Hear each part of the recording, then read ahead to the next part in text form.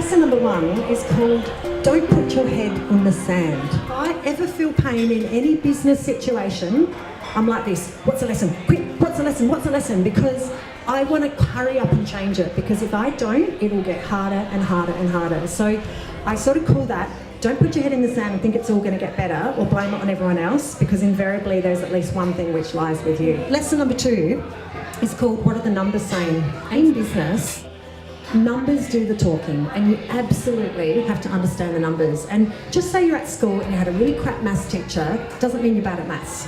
And you can choose to turn that around, and when it is so real to you, it's actually exciting, except when your number 1 product's running at loss. But then you can do something about it. Lesson 3 is called eyes on the prize.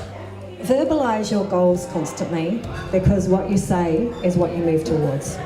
And don't do the negative thing. So don't say, I don't want to be fat, because guess what your body hears? Want to be fat, want to be fat, want to be fat. So what you is, I want to be skinny. But this is like so whatever you say is what you're going to move towards. So be very, very conscious of what's coming. I'm hopeless at maths. Okay, Or I'm going to get really good at managing finances. So that, that's I guess what we've learned. Lesson number 4 is decisions have to be made.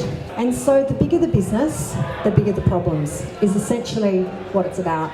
And it's your tenacity and I guess your experience and your resilience that will see you through unless it gets too much. Because a little bit of pressure is okay and a lot of pressure is not. It's not healthy and it's not okay. And so I'm a bit of an advocate of a season.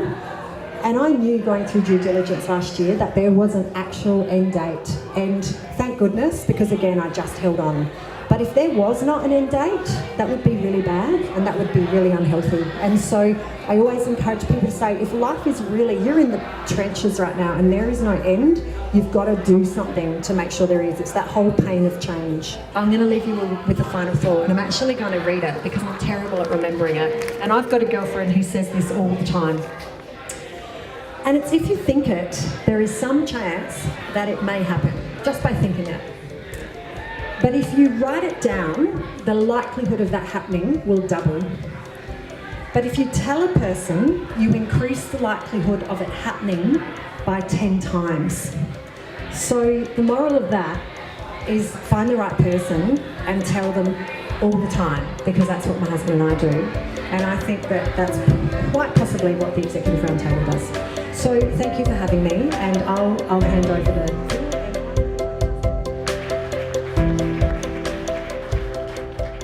I found that last talk really, really interesting. Yeah. I have a small business that I found really, had some, rung some bells with. I was particularly interested in the fact that she said how much it actually cost to sell a business. So I had a quick chat with her afterwards, and I think I'll be having another chat with her again in the short term too. So it was great. Yeah, I loved it.